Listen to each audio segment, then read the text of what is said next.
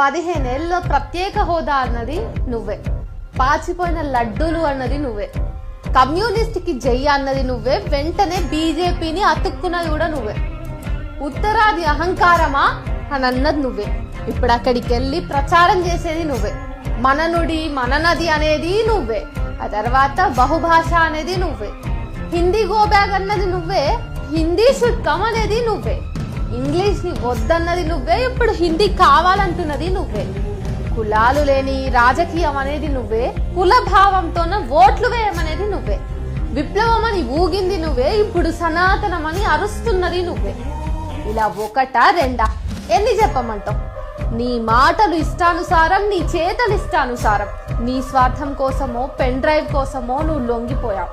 మన రాష్ట్రానికి అనుకున్నా, ఇప్పుడు ఇతర రాష్ట్రాలకి ప్రమాదకారిగా మారావు.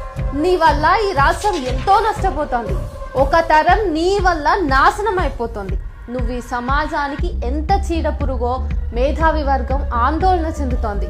నీదొక సిద్ధాంతం లేని రాద్ధాంతం, ఏదారో తెలియని ప్రయాణం నీది. నీతో పాటు ఒక తరాన్ని నాశనం చేస్తున్నావు. నువ్వు సమాజానికి ఏం చెప్పలేను నేను ఇంకా.